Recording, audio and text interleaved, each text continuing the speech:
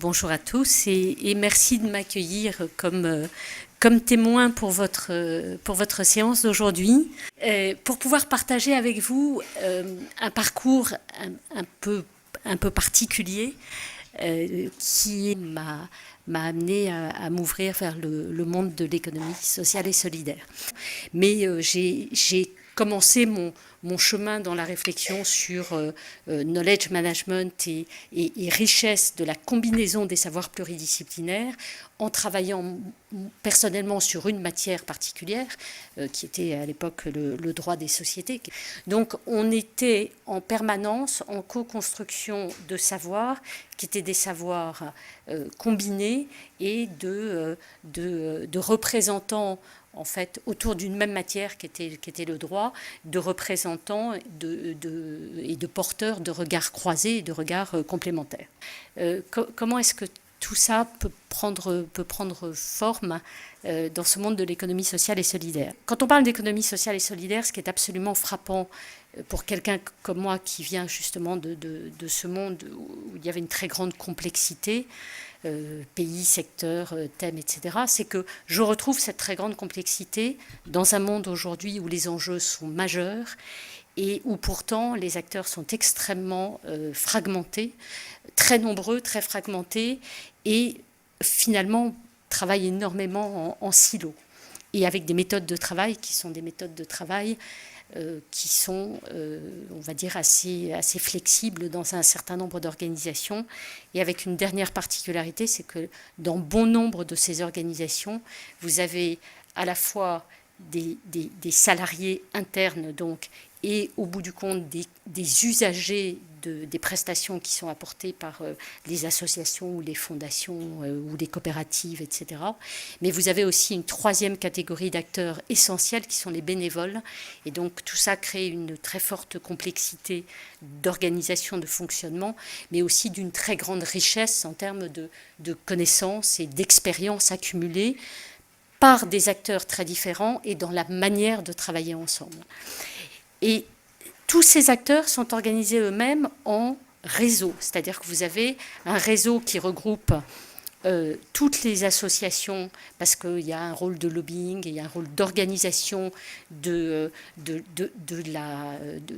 fonctionnement des associations pour l'ensemble des associations. Vous avez des réseaux de coopératives. Donc vous avez en fait un empilement de structures. Certains acteurs commencent à travailler avec les acteurs de l'économie sociale pour ensemble faire avancer des vrais besoins sociaux et trouver des solutions innovantes. Ce qui est intéressant dans ces nouvelles alliances, c'est que c'est non seulement des savoirs qui sont en train de se construire entre les acteurs de l'économie sociale et les entreprises, mais les pouvoirs publics sont partie prenante et souvent les organismes de formation. Mon projet aujourd'hui, qui est plutôt multiforme en fonction des rencontres que je fais, c'est justement de me dire qu'il y a moyen de travailler à plusieurs étages, hein,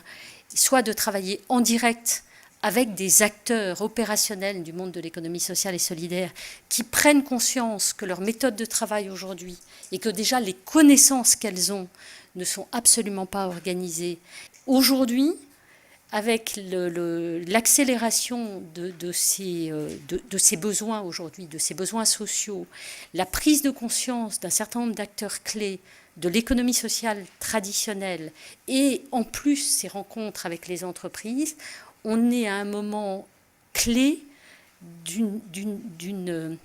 bascule possible, ou en tout cas d'une transposition possible de tout ce qu'on a pratiqué ou qu'on pratique les uns et les autres dans nos entreprises au service justement de cette économie qui est une économie différente et au bout du compte au service d'une innovation sociale amplifiée et démultipliée. Là, on a besoin d'un moment d'accélération et le levier dont je me rends compte aujourd'hui, c'est que d'abord, il y a une démultiplication qui n'échappe à personne des besoins sociaux. Il y a un désengagement de l'État sur un certain nombre de sujets, faute de ressources. Donc les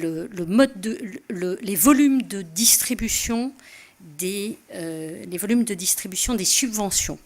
l'appel au public. Vous avez des financeurs qui sont de plus en plus demandeurs de ce qu'on appelle la mesure de l'impact social et qui ne donneront leur financement que pour autant que les structures,